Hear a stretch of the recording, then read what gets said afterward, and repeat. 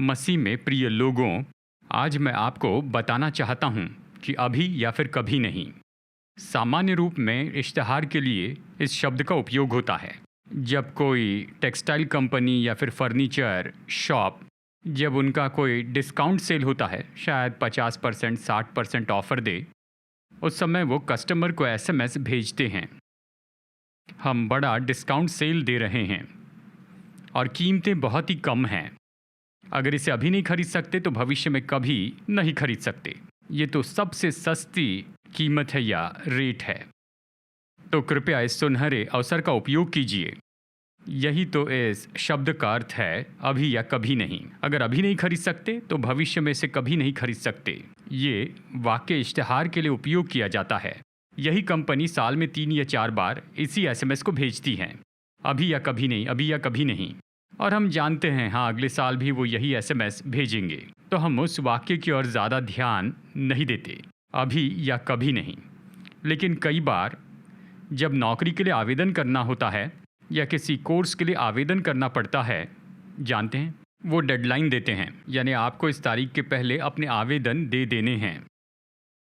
तो ऐसे अवसर पर आपको फॉर्म भरना पड़ता है और उस तारीख के पहले ही वो आवेदन जमा करना पड़ता है, उस दी गई तारीख और समय के पहले। अगर आप इसे बाद में सबमिट करते एक दिन देरी से, तो वो आपके यानी आवेदन को देखते भी नहीं। शायद आप पूरी तरह से योग्य हो उस नौकरी के लिए, उस कोर्स के लिए, लेकिन आपने इसे देरी से सबमिट किया, इसलिए इनकार किए गए। कोई भी उस आवेदन को नहीं देखेगा। जब ऐसी बातें आती हैं, यानी अभी या कभी नहीं, अगर मैं इसे अभी सबमिट न करूं, तो मैं बाद में सबमिट नहीं कर सकता हूं। मैं ये मौका खो बैठूंगा, ये सौभाग्य मैं खो बैठूंगा। तो हम इन बातों की ओर ध्यान देते हैं। और यहाँ तक कि ऐसी केसेस में अगर ये एजुकेशनल कोर्स है तो शायद एक एकेडमिक ईयर खो दें। नुकसान तो 1 साल का है।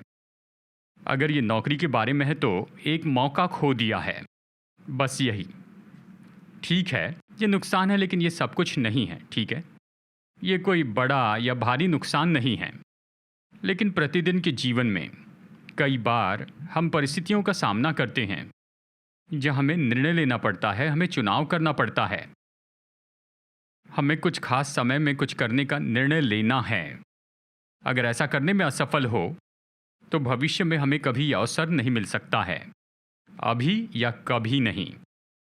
जानते हैं, आज तो इसी के बारे में मैं आपको बताने वाला हूं। खास करके हमारा आत्मिक जीवन। क्या आपने यीशु को अपना व्यक्तिगत उद्धारकर्ता स्वीकार किया है? कुछ लोग जानते हैं कि उद्धार क्या है और यीशु ने क्रूस पर क्या हासिल किया है, और फिर अनंत काल के बारे में जानते हैं। एक तो आप स्वर्ग में होंगे या नरक में। लेकिन इन सारी बातों के बावजूद हम सही निर्णय नहीं लेते हैं। अगर यीशु को व्यक्तिगत उद्धारकर्ता स्वीकार नहीं किया, जानते हैं, हम तो बाद में कर लेंगे कहते हैं। हम केवल इन बातों को टालते जाते हैं। चलिए एक वचन आपके लिए पढ़ता हूँ, यशायाह 55 वचन 6। जब तक यहोवा मिल सकता है तब तक उसकी खोज में रहो, जब तक वो निकट है तब तक उसे पुकारो। देखिए, कई बार हम जानते परमेश्वर दूसरे मौके के परमेश्वर हैं। परमेश्वर हमें एक और मौका देते हैं, तो हम हमेशा ये सोचते हैं कि ठीक है, क्या महत्वपूर्ण है, इतना गंभीर क्या है, मैं इसे बाद में देख लूँगा, मैं इस मौके को अनदेखा कर सकता हूँ, मैं अभी यीशु को क्यों स्वीकार करूँ, मैं बाद में देख लूँगा। यहाँ बाइबल स्पष्ट बताती है, जब तक वो मिल सकता है उसे खोजो, जब तक वो निकट है उसे पुकारो। इसी समय उसे पुकारो, क्योंकि वो अभी आपके निकट है। ये मत सोचिए कि हमेशा निकट रहेगा, शायद आप ये अवसर खो दे। और हम एसाव के बारे में पढ़ते हैं, याकूब के भाई के बारे में, जिसके बारे में यहाँ पर इब्रानियों की पत्री में लिखा गया है। उसने उन लोगों को चेतावनी दी थी इन वचनों से, इब्रानियों 12:17 में। तुम जानते हो कि बाद में जब उसने यानी एसाव ने अपने पिता की आशीष पानी चाहिए तो अयोग्य गिना गया, और आंसू बहा बहा कर खोजने पर भी मन फिराने का अवसर उसे न मिला। यानी वो रो पड़ा, उसने आंसू बहाए, लेकिन फिर भी उसे आशीष नहीं मिली और उसने वो पश्चाताप नहीं पाया जिसे वो ढूंढ रहा था। बाइबल यही तो कहती है। प्यारे दोस्तों, हम अपना समय बर्बाद नहीं कर सकते हैं। ऐसा हमेशा कहा जाता है, योजना नहीं बना रहे तो आप असफलता की योजना बना रहे हैं। योजना नहीं बना रहे तो असफलता की योजना बना रहे हैं। इसी तरह से जानते हैं, अगर आप सही चुनाव करने में असफल होते हैं तो आपने पहले ही गलत चुनाव कर लिया है। ऐसा समय होता है जब जिंदगी में सही निर्णय लेने पड़ते हैं। अगर आप बस इसे पोस्टपोन करते रहे कि बस आज नहीं, अभी नहीं, इस साल नहीं, तो कल शायद आपको यह अवसर न मिलें, यानी कहीं पर आपने गलत चुनाव किया है, जिंदगी बर्बाद की है। अभी या कभी नहीं। आज आपके पास में सारे अवसर है, इसलिए ये मत सोचिए कि हमेशा आपके पास अवसर होंगे। कि प्रभु को खोजे, उसके पास आए, कि उसकी सामर्थ के द्वारा बदल जाएं।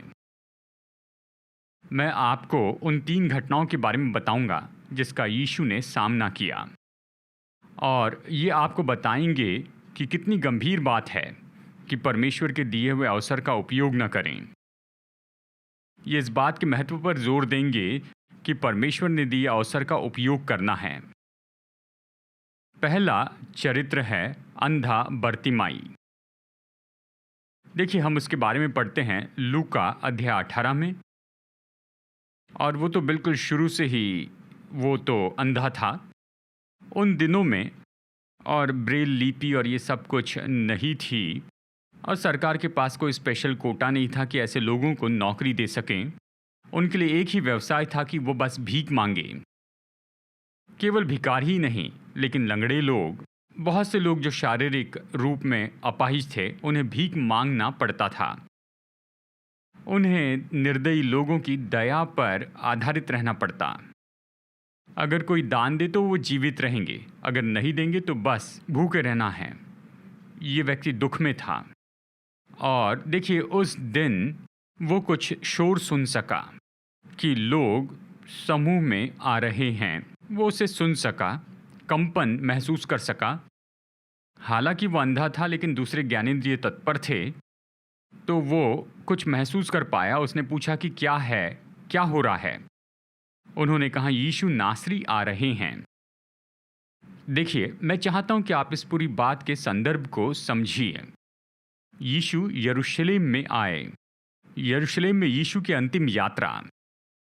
उन दिनों में यहूदी जो लोग थे, उनके 3 मुख्य पर्व होते थे, और उन पर्वों को मनाने के लिए वो यरूशलेम में जाया करते थे, और उनमें से एक था फसह।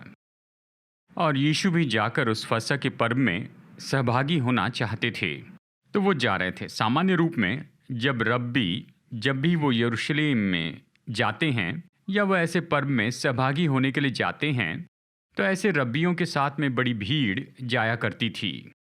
यानी देखिए, वो दिखावा करते थे धार्मिक बातों का, बाइबल की बातों का। यानी वो सवाल पूछते और रब्बी समझाते थे या रब्बी सिखाया करते थे। अगर वो अच्छे रब्बी हैं तो लोगों की बड़ी भीड़ उनके साथ में रहती थी, क्योंकि तभी ये यात्रा उत्साहित करने वाली होती। रब्बी यीशु से बहुत ही जलन रखते थे, क्योंकि बहुत से लोग यीशु के साथ जाते थे और कोई भी रब्बियों के साथ नहीं आता था। जब यीशु यात्रा करते तो सैकड़ों लोग उनके साथ में हो जाते थे, क्योंकि वो सुंदर वचनों में बताते थे और वहाँ पर चंगाई और सब कुछ बहुत अद्भुत होता था। तो बहुत से लोग यीशु के साथ होते, और यीशु ने हमेशा मूल्यवान सच्चाई सिखाई। तो जब यीशु इस तरह से जा रहे थे, तो ये बर्तिमई ने सुन लिया और उसने यीशु को पुकारा। उसने कहा, हे दाऊद की संतान यीशु, मेरी मदद कर, मुझ पर दया कर। वो पुकारने लगा। जो लोग आसपास थे, उन्होंने उस भिखारी को शांत करना चाहा। चुप बैठो, तुम अंधे, चुप बैठो। यीशु व्यस्त है, यात्रा कर रहे हैं, सिखा रहे हैं, दूसरी बातों में व्यस्त हैं, उसे परेशान मत करो। पर बाइबल कहती है कि वो और जोर से चिल्लाने लगा। वो और भी जोर से चिल्लाने लगा, क्योंकि वो व्याकुल था। अपने बचपन के दिनों से ही वो भिखारी था, वो तो अंधा था, और अब ये तो उसके लिए सुनहरा अवसर था। वो जानता था केवल यीशु ही समस्या हल कर सकते हैं। तो वो यीशु के नाम को पुकारने लगा और जोर से चिल्लाने लगा। बाइबल कहती यीशु रुक गए और उसे अपने पास लाने के लिए कहा। और यीशु ने उससे कहा कि मैं तुम्हारे लिए क्या करूं। उसने बताया और यीशु ने उसे पूरी चंगाई दी। अगर वो उस दिन उस अवसर को चूक जाता, ये सोचते हुए ठीक है यीशु के आसपास दूसरे लोग हैं और ये लोग कह रहे हैं यीशु को मत पुकारो, उसे परेशान मत करो, तो मैं उसे नहीं पुकारूंगा, फिर कभी कोशिश करूंगा। अगर वो वैसे करता तो वो मौका खो बैठता। यीशु यरूशलेम में गए, फिर क्रूस पे चढ़ाए गए। इस अंधे भिखारी के पास कभी मौका नहीं होता कि वो यीशु से फिर मुलाकात करें। ये तो एकमात्र अवसर था जो उसने पकड़ लिया। देखिए, हमारे जीवन में ऐसे होता है। कई बार हमें तो विशेष मौका मिलता है, परमेश्वर अपने प्रेम में, परमेश्वर अपने अनुग्रह में वो हमें ऐसा अवसर देते हैं, अभी या कभी नहीं। मुझे पता नहीं किस समस्या का सामना करना है। इस भिखारी की समस्या थी, वो अंधा था, वो हल जानता था, केवल यीशु ही हल है। तो उसने यीशु को नहीं छोड़ा। आपके बारे में क्या? मुझे आपकी समस्या पता नहीं, क्या ये बीमारी है या पैसों की बात है या संबंधों की बात है या कोई और समस्या है? क्या आप बुरी लतों में पड़े हुए हैं, आप उससे बाहर नहीं आ पा रहे हैं? यीशु ही एकमात्र उत्तर है, एकमात्र हल है आपकी समस्याओं के लिए। लेकिन क्या आप इसके जैसे यीशु को पुकारेंगे? आज बहुत से लोग जानते हैं यीशु उनकी मदद कर सकते हैं, पर प्रार्थना नहीं करते। वो यीशु के नाम को पुकारते नहीं, जैसे इसने जोर से पुकारा। आपने कब यीशु को पुकारा? किस समय आपने दिल की गहराई से प्रार्थना की, आंसुओं के साथ? कई बार हम सोचते हैं कि ये व्यक्ति क्या सोचेंगे, दूसरे मेरे बारे में क्या सोचेंगे। अगर यीशु को आपको छुटकारा देना है तो उसे पुकारना होगा। यीशु के नाम को पुकारें। दोस्तों, अभी भी मैं वो समय याद करता हूँ जब मैं प्रभु के पास में आया था। 19 साल की उम्र में मेरी एक ही कश्मकश थी कि मेरे बचपन से लेकर कई बार मैंने हर कोशिश की कि अपनी ज़िंदगी बदल दूँ। मैं अपने लिए नियम बनाता, मैं नए नए निर्णय लेता और मैं उनका पालन नहीं कर सकता था। मैं फिर गिर जाता। जैसे कुत्ता अपनी उल्टी की ओर लौटता है, मैं बुरे मार्गों की ओर लौट रहा था। प्रभु ने मेरे जीवन में अपनी सामर्थ प्रकट की थी। मुझे तो पहले फिट्स आते थे, एपिलेप्सी। यीशु ने पूरी चंगाई दी। मैं जान गया था यीशु में सामर्थ है, लेकिन मैं समय निकालकर परमेश्वर को थामो इस तरह से नहीं किया जैसे इस अंधे ने किया। लेकिन उस समय में परमेश्वर की आत्मा ने मेरे पापों के बारे में मुझे कायल किया। सुबह 4 बजे उठकर मैं प्रार्थना करता और फिर दिन के समय जब मेरे लिए कोई क्लास नहीं थी, मैं पालम कोटे में रहता था और बस पास ही लगभग 5 किलोमीटर या फिर 4 किलोमीटर वहाँ एक छोटा पहाड़ था। हम कहते थे रेडियार पट्टी मलई। जानते हैं, छोटा पहाड़ था। मैं साइकिल से जाता था। अभी भी मैं चकित हो जाता हूँ कैसे मैं अपनी साइकिल को पहाड़ की चोटी पर लेकर जाता। मैं मैट या बेडशीट ले जाता, सॉन्ग बुक, बाइबल और डायरी ले जाता। वहाँ चादर बिछाकर मैं प्रार्थना करते रहता था। वहाँ कोई नहीं रहता था, मैं अकेला रहता था और मैं ज़ोर से रोता था, यीशु से प्रार्थना करता। क्योंकि अगर मैं प्रार्थना करने की कोशिश करता तो गौर नहीं कर पाता था। मेरे विचार मेरे कॉलेज में जाते, मेरे मित्रों के पास, यहाँ वहाँ, मैं गौर नहीं कर पाता था। पर जब घुटने टेक कर प्रभु को पुकारता था, यीशु मेरी सुनते थे। वो वहाँ थे और बड़े भरोसे के साथ मैं ज़ोर से प्रार्थना करता था, प्रभु की उपस्थिति का आनंद उठाता था और यीशु ने मुझे पूरी तरह से स्वतंत्र किया। जानते हैं, मैंने परमेश्वर की सामर्थ का अनुभव किया, यीशु के छुटकारे का भी। मैं जानता था मेरी समस्या के लिए वही हल है। दोस्तों, आप कितने समय से कश्मकश में हैं? आप जानते हैं कि किस समस्या का सामना कर रहे हैं। जिस कश्मकश में आप हैं, परिवार या व्यक्ति के रूप में, आप यीशु के बारे में सुन रहे हैं, लेकिन क्यों ना आप उसे पुकारें, क्यों ना आप उसकी दुहाई दें। यीशु जिसने इस अंधे की पुकार सुनी वो तैयार है कि आपकी पुकार सुने, लेकिन क्या आप उसे पुकारना चाहते हैं? अगर आप ये अवसर खो देंगे तो आपके लिए कोई और अवसर नहीं होगा। शायद परमेश्वर आज आपको प्रोत्साहित कर रहे हैं कि प्रार्थना करें। इसे बात के लिए मत छोड़िए कि कल मैं देख लूँगा, अगले हफ्ते प्रार्थना करूँगा, अगले साल प्रार्थना करूँगा, अगले साल अपना जीवन यीशु को सौंप दूंगा। नहीं, आज ही उद्धार का दिन है। अभी उसे पुकारिए, आज ही पुकारिए। यीशु आपको छुटकारा देंगे। उसके बाद यीशु एक और मनुष्य से मिलते हैं यरीहो में, और वो था जक्कई, चुंगी लेने वाला जक्कई। देखिए, वो तो सच में एक नाटा व्यक्ति था, छोटे कद का था, और देखिए उसके लिए अपने भीतर निश्चय ही हीन भावना होगी, लेकिन वो जीवन में उभर कर आ सकता था, लेकिन गलत व्यवसाय चुना। वो चुंगी लेने वाला हो गया। वो खुद को शुद्ध नहीं रख सका। वो गलत तरह से पैसा कमाता था, लोगों को सताता था। वो इसके बारे में दोषी महसूस करता था, और वो अपनी ज़िंदगी में सच में खुश नहीं था। देखिए, कई बार हम सोचते अगर मेरे पास पैसा होगा, अगर संपत्ति है तो मैं खुश रहूँगा। नहीं मेरे दोस्तों, मैं बता दूँ, इस जक्कई के पास सब कुछ था, पर उसके पास शांति नहीं थी। वो बेचैन था, उसके अंदर अकेलापन था, बेताबी थी, दिल से कुछ चाहता था।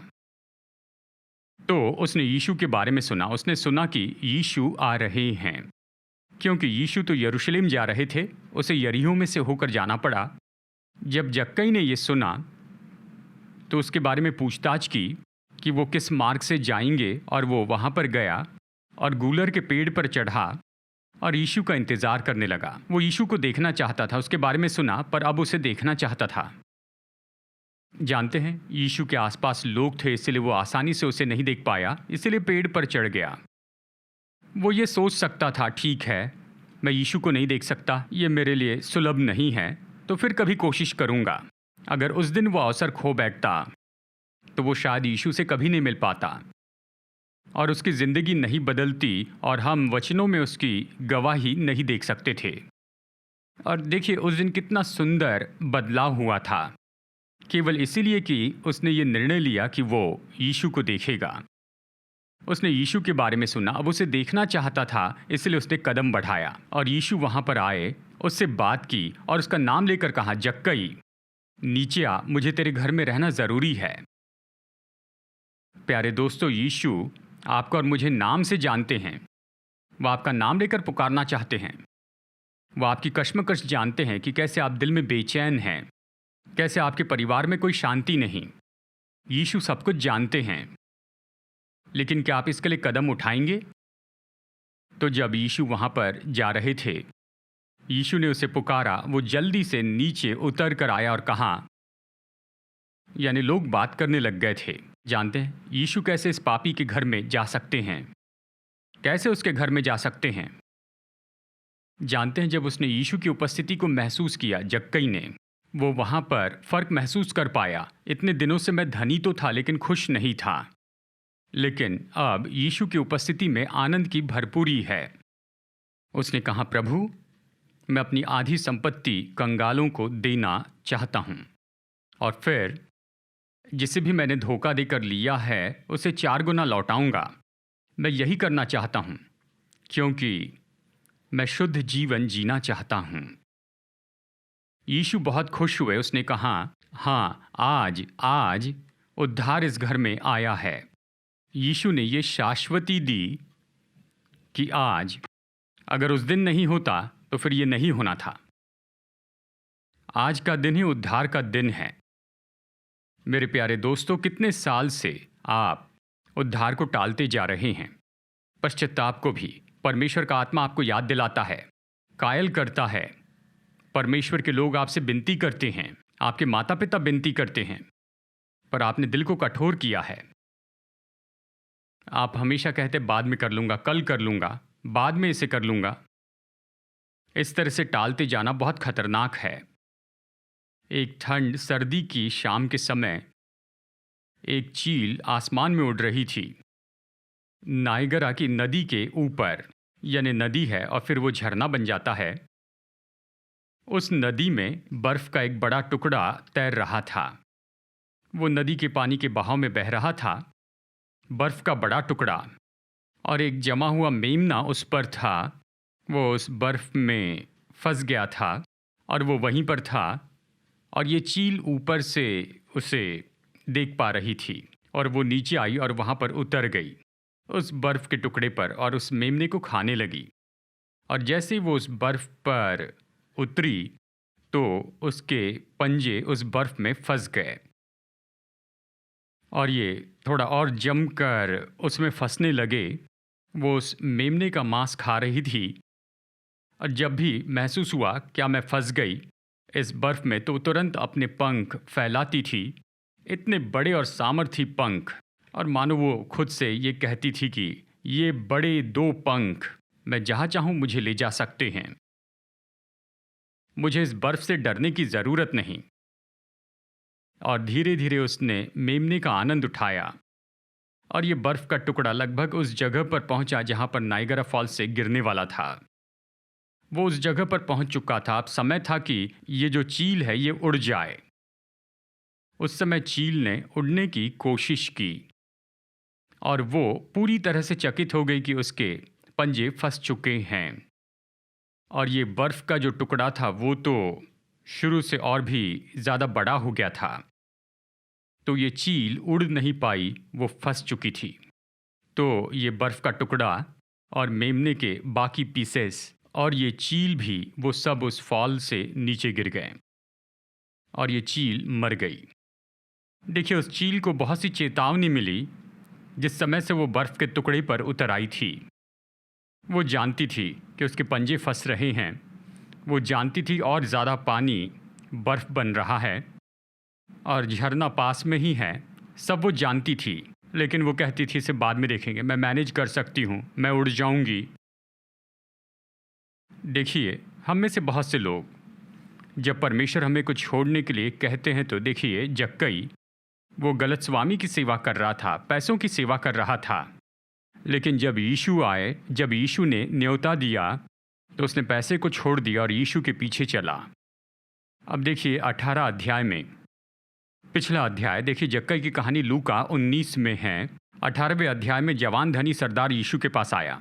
यीशु ने उससे प्रेम किया और उससे ये कहा, तुझ में एक बात की कमी है, तो अपनी संपत्ति बेच दे, कंगालों में बांट दे और फिर आकर मेरे पीछे चल। वो उस धन से प्रेम करता था, इसलिए वो यीशु से दूर चला गया और दुखी होकर चला गया।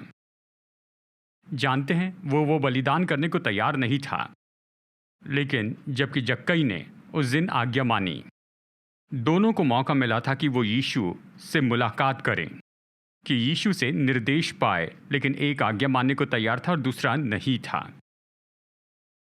आप अपने निर्णय को ऐसे बात के लिए न छोड़ दें। कल आज से ज़्यादा मुश्किल होगा, मैं बता दूं, कल आज से ज़्यादा मुश्किल होगा। कल आपका दिन नहीं है। अगर आज आप जय नहीं पा सकते हैं तो कल अपनी मुश्किलों पर कैसे जयवंत होंगे। जक्कई वो मौका खो सकता था, लेकिन उसने उसे पकड़ लिया दोनों हाथों से कि ये मेरा दिन है। और उसी समय यीशु ने कहा कि आज के दिन इसने उद्धार पाया, इस परिवार ने उद्धार पाया। कितनी अद्भुत गवाही है। कुछ चीज़ों को छोड़ने में आपको मुश्किल हो रही है, शायद ये कोई संबंध हो या फिर कोई आदत हो। यीशु ने कहा आज ही उद्धार का दिन है, इसे बाद के लिए मत टालिए। वो चील, हालांकि इतनी बड़ी चील थी, उसमें इतनी सामर्थ थी, लेकिन फिर भी देरी खतरनाक थी। आपके जीवन में भी प्रभु आपसे बातें कर रहे हैं, लेकिन आप देरी कर रहे हैं, उद्धार को टाल रहे हैं। लेकिन आज ही उद्धार का दिन है मेरे दोस्तों। तीसरी बात मैं बताना चाहता हूँ क्रूस पर के चोरों के बारे में। जब यीशु क्रूस पे चढ़ाए गए तो 2 चोर वहाँ उसके दोनों ओर थे, दाहिनी ओर एक व्यक्ति, बाईं ओर दूसरा व्यक्ति, और वो लोग बातें कर रहे थे। देखिए, वो वहाँ पर उनके लिए ये सुंदर अवसर था। वो पाप में जीवन जिए थे, जिंदगी बर्बाद कर दी थी और समाज ने उन्हें मृत्युदंड की वहाँ आज्ञा दी थी। और वो मरने वाले थे। बस केवल कुछ घंटे तक वो जिंदा रहने वाले थे और उनके पास अवसर था कि जगत का उद्धार करता बिल्कुल उनके पास में था। यीशु जो सारे जगत का उद्धार करता है वो उनके बगल में लटका था। कितना अद्भुत अवसर था। प्रभु ने दिया पल था, प्रभु ने दिया अवसर था कि लेखा ठीक कर ले, अपना जीवन यीशु को दे दे। चलिए कुछ वचन पढ़ता हूँ। लूका 23 वचन 39 से 43 तक। जो कुकर्मी वहाँ पर लटकाए गए थे उनमें से एक ने उसकी निंदा करके कहा, क्या तू मसीहा नहीं तो अपने आप को और हमें बचा ले।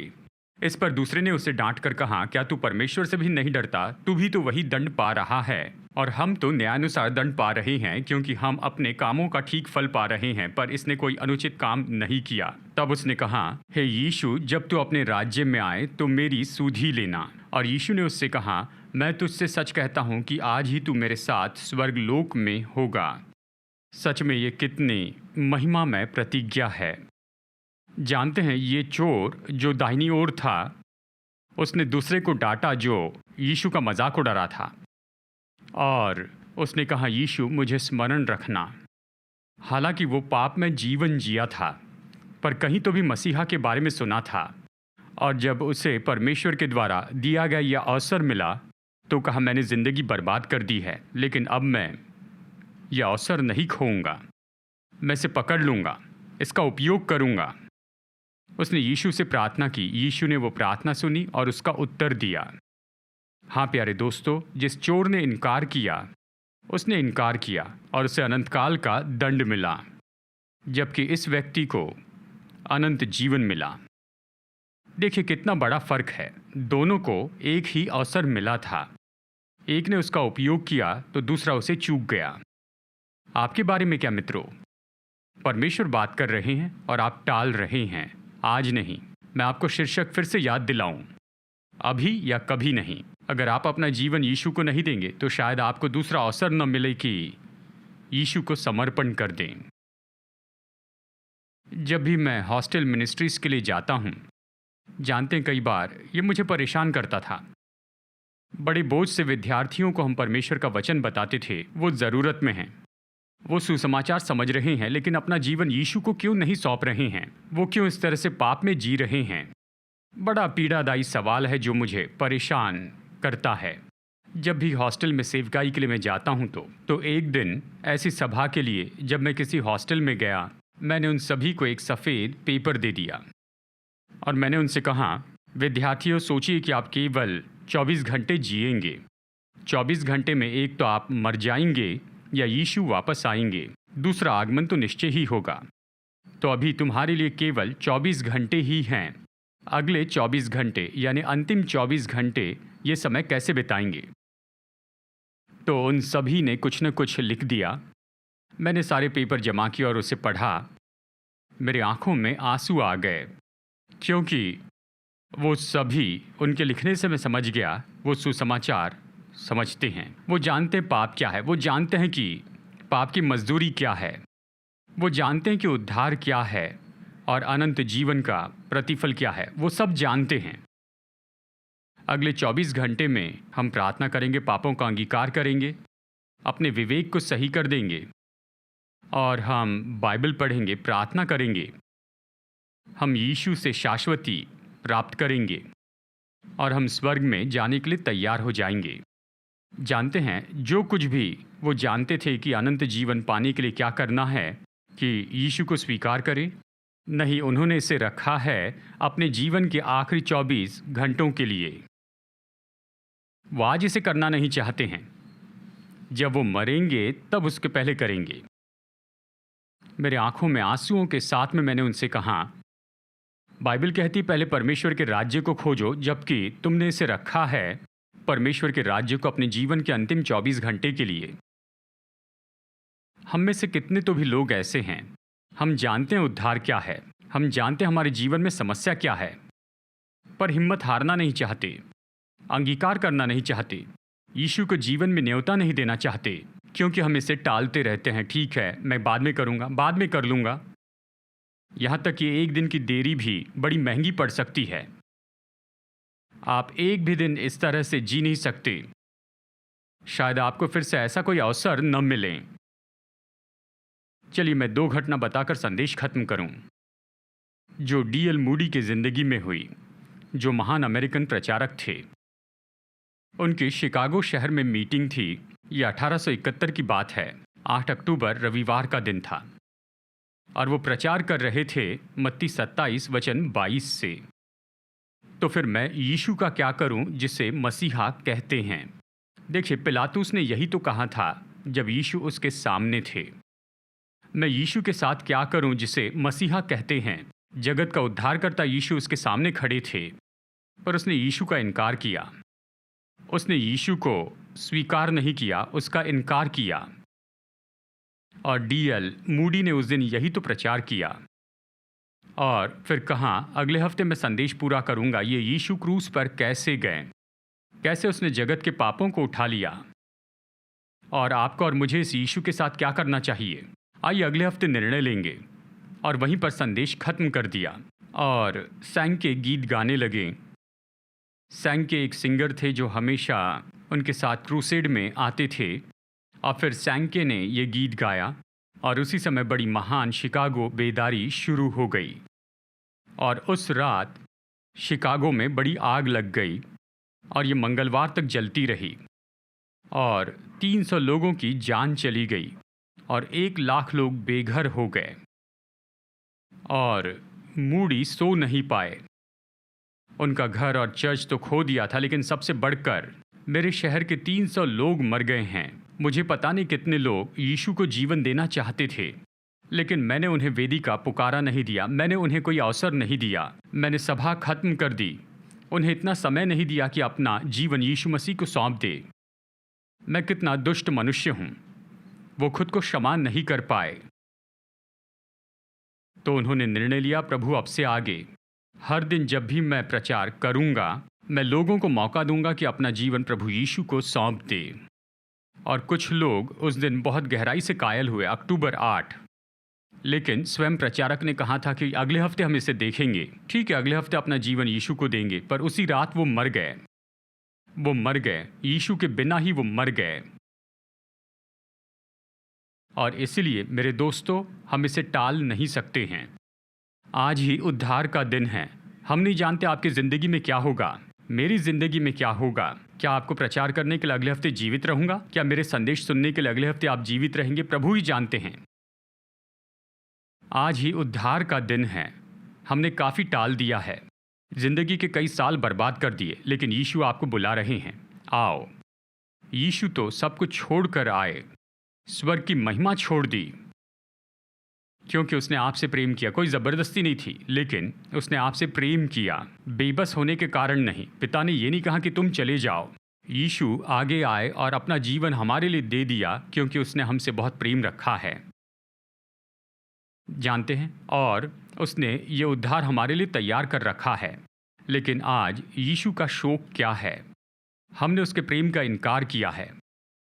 उसने हमसे इतना प्रेम किया, हमसे इतना प्रेम करता है, लेकिन हम उससे प्रेम नहीं करते। हम यीशु मसीह के लिए कुछ चीज़ों को देने के लिए तैयार नहीं हैं। हम यीशु के पीछे नहीं चलना चाहते। बाईं ओर का जो पापी था, उसने अपने जीवन में जो पाप किए थे उनके कारण वो नरक में नहीं गया था। उसका मुख्य पाप था, उसने उद्धारक का इनकार किया। उसने वो सब कुछ किया दूसरे व्यक्ति जैसे, लेकिन दूसरे को क्षमा मिली क्योंकि उसने यीशु को स्वीकार किया, जबकि इसे दंड मिला क्योंकि उसने यीशु को स्वीकार नहीं किया था। आज आपके पाप और मेरे पाप इस बारे में नहीं हैं, चोरी करना या दूसरी बातों के बारे में। सबसे बड़ा पाप तो यीशु का इनकार करना है, यीशु के प्रेम का इनकार करना है। क्या आज आप यीशु को स्वीकार करेंगे? वो जख्मी उद्धारक, कीलों से छिदे हाथ उठाकर वो आपसे विनती करता है, क्या तुम मेरे पास नहीं आओगे बेटे? क्या तुम मेरे पास नहीं आओगे मेरे बेटे? आज क्या तुम अपना जीवन मुझे नहीं सौंपोगी बेटी? इसी समय परमेश्वर ने आज आपसे बातें की है, अभी या कभी नहीं। एक तो अपना जीवन अभी यीशु मसीह को दे दीजिए, या फिर आपको दूसरा अवसर नहीं मिलेगा। मैं आपको मौका देना चाहता हूँ, मैं आपको अवसर देना चाहता हूँ। आप अभी इस समय जहाँ भी हैं वहाँ से यीशु से प्रार्थना कीजिए, घुटने टेकिए या खड़े रहिए। चिंता मत कीजिए कि आपके बगल में कौन है। अगर परमेश्वर आज आपसे बात कर रहा है तो यीशु चाहते हैं कि अभी इस समय आप निर्णय लें। अभी या कभी नहीं, अभी या कभी नहीं, अभी इसी समय घुटने टेकिए, अपना जीवन यीशु को दीजिए। उससे कहिए, प्रभु मैंने दुष्टता का जीवन जिया, पाप में जीवन, और इतने समय तक आपके उद्धार का मैंने इनकार किया है। इतने साल तक आपके प्रेम का इनकार किया, पर इस समय अपना जीवन मैं आपको देता हूं। जैसे आपने उस अंधे व्यक्ति की पुकार सुनी, बर्तिमाई की, वैसे मैं चाहता हूं आप मेरी पुकार सुनिए। जैसे आपने जक्कई को अपने पुत्र के रूप में स्वीकार किया, मैं चाहता हूं मुझे अभी स्वीकार कीजिए। दाहिनी ओर के चोर से जो प्रतिज्ञा की, आज तुम मेरे साथ स्वर्गलोक में होंगे। हे पिता, मुझे ऐसी ही प्रतिज्ञा चाहिए। मुझे अपने बेटे या बेटी के रूप में अभी इसी समय आप स्वीकार कीजिए। अभी मैं और ज़्यादा इसे टालना नहीं चाहता हूं। क्या आप प्रार्थना करेंगे? मेरे साथ प्रार्थना में जुड़ी। अनुग्रहकारी प्रभु, हमसे बातें करने के लिए आपका धन्यवाद करता हूं। इतने साल हमने बर्बाद कर दिए प्रभु, आपके प्रेम का इनकार किया। कैसे आपने स्वर्ग की महिमा छोड़ दी और आप इस जगत में आए और क्रूस उठा लिया, क्रूस के सारे दुखों को उठा लिया कि बस हमें उद्धार दे। जैसे आपने अपना प्रेम मेरे लिए प्रकट किया। मैंने कितने साल बर्बाद किए, मेरे भाइयों और बहनों ने कितने साल बर्बाद कर दिए हैं। आज जैसे ये अपना जीवन आपको सौंप रहे हैं, हे पिता, इन्हें स्वीकार कीजिए, इन्हें स्वीकार कीजिए, इनसे बातें कीजिए और इन्हें अपनी संतान बनाइए पिता, इसी समय। और प्रभु जी, ये दिन तो इन लोगों के जीवन में बहुत ही विशेष दिन होने पाए। इन्हें आशीष दीजिए, प्रार्थना करना सिखाइए, वचन कैसे समझे ये सिखाइए, और आज से आगे ये आपके गवाह हो प्रभु। मैं उस बलवान व्यक्ति को बांधता हूं जो इनसे कहता है, आज की चिंता मत करो, कल देख लेंगे, कल देख लेंगे। कल तो शैतान का दिन होगा, कल तो आज से भी मुश्किल होगा। मैं चाहता हूं कि सभी लोग पवित्र आत्मा से बल पाए। प्रभु, जिन्होंने ईमानदारी से प्रार्थना की है, उन्हें बल देकर उन्हें उठाइए और उन्हें अपने गवाह बनाइए। हमारे साथ होकर मार्गदर्शन कीजिए यीशु के नाम में, आमीन। और अब प्रभु यीशु मसीह का अनुग्रह, परमेश्वर पिता का प्रेम और पवित्र आत्मा की संगति और सामर्थ हम पर हमेशा के लिए बनी रहें, अब और सदा के लिए, आमीन, आमीन।